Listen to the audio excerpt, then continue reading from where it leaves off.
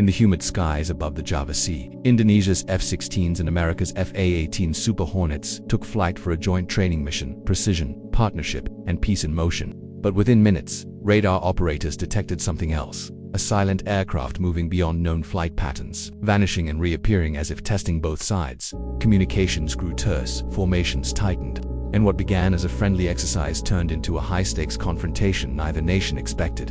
In that moment, two allies realized the truth of modern warfare sometimes. The greatest threat isn't seen, only sensed. Before we continue, where are you watching from today? Comment below. By 2024, Indonesia's skies had become more than mere airspace. They were a symbol of sovereignty in an increasingly contested region.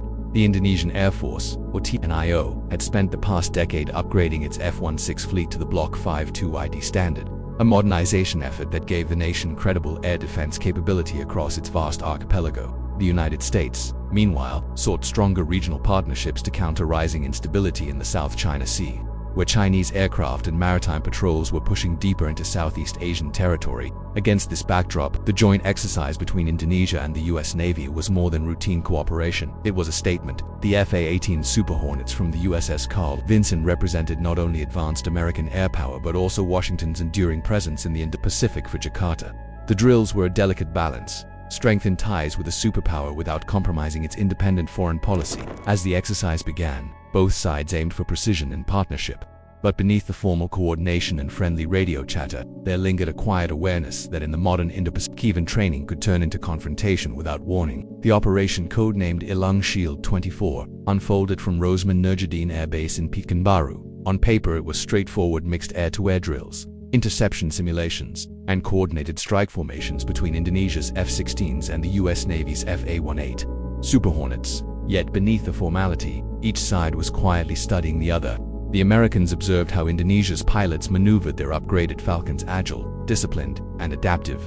The Indonesians, in turn, watched how US aviators relied on data link coordination, electronic warfare pods, and tight formation tactics honed by decades of carrier operations. Intelligence officers from both nations sat behind glowing radar screens, analyzing telemetry in real time. The air above the Java Sea became a proving ground not just for skill, but for trust. Each move, each radar lock, carried strategic weight, a subtle dialogue between partners aware that tomorrow's allies could one day face diverging interests. Still, there was a shared respect, an understanding that both nations needed each other to navigate a region growing more unpredictable by the month. What neither side knew was that their cooperation would soon be tested by a presence that answered to neither flag. Midway through the third sortie, an anomaly appeared on radar, faint, flickering, and traveling at an altitude that made no tactical sense.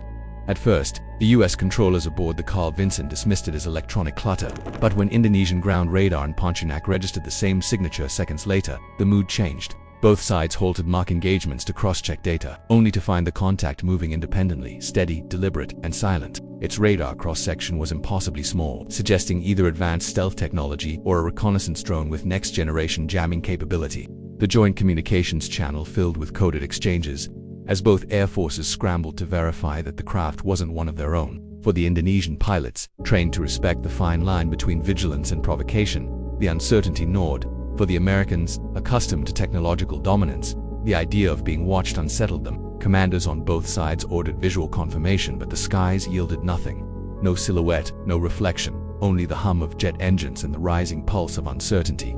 In that moment, the exercise ceased to be an exercise. Something or someone had entered their airspace uninvited. The tension forced both air forces to shift from scripted maneuvers to real-time tactical adaptation.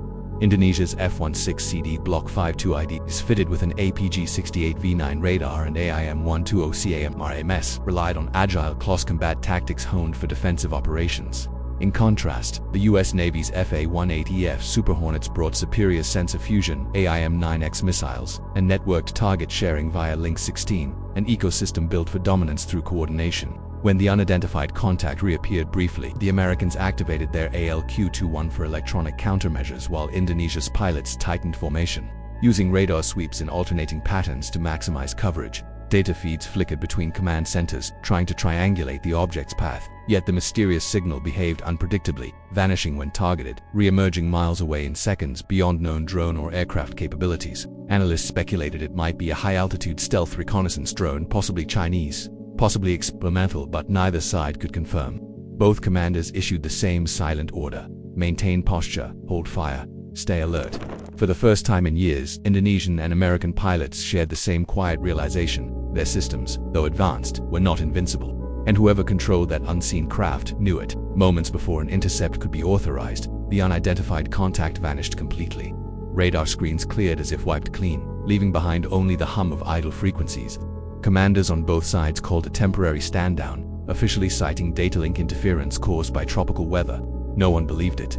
The aircrews landed in tense silence, their debrief rooms filled with the muted sound of boots, not voices. American technicians replayed radar logs frame by frame, finding erratic signatures that didn't match known stealth or drone platforms. Indonesian analysts, cross-checking their ground radar feeds, found the same gaps as though the object had simply folded into the sky. Pilots reviewed their HUD footage in disbelief. It was there, one Indonesian captain muttered. Then it wasn't. In the hours that followed, command decisions focused on optics. The joint exercise would continue, but with revised parameters and restricted transmission zones. Beneath the diplomatic smiles and formal language, an unspoken question lingered: had they been watched, tested, or warned? The next day's sortie would provide the answer. 2 nights later, the exercise resumed under moonless skies. As Indonesian F-16s climbed for night intercept drills, the mysterious radar blip returned, now stronger, pulsing with electronic interference. The US Navy dispatched an EA-18G Growler to trace it, but every attempt to lock on failed. The signal shifted frequencies with uncanny precision, as if anticipating their moves. Over encrypted channels, American and Indonesian pilots flew in tight coordination, scanning the void together. Whatever was out there wasn't random. It was deliberate. The drill had evolved into a joint defense mission against a presence no one could identify. At 2:13 a.m., radar contacts stabilized. 2 Indonesian F-16s and 2 US Super Hornets were ordered to intercept. As they closed in, instruments flickered, then failed. Radar blind, comms distorted. One pilot glimpsed a faint shimmer, a distortion in the clouds that moved against the wind, then vanished. From the Carl Vinson command debated whether to authorize engagement, but the target ascended straight upward, beyond tracking range, leaving only static behind. No heat, no sound, no trace. The incident was logged as an electronic anomaly, but the pilots knew better. They had chased a ghost in the sky. By sunrise, Elang Shield 24 was abruptly terminated. Officially, it ended as a successful exercise, but inside command rooms, the mood was far from triumphant. Analysts reviewed radar data showing flight behavior that defied explanation: instantaneous acceleration, no heat signature, no known propulsion. In the aftermath, both nations analyzed the incident in silence. It wasn't just about an unknown aircraft, it was a revelation. Modern warfare had shifted from visible threats to invisible tests of perception and control. Indonesia recognized the fragility of its air sovereignty.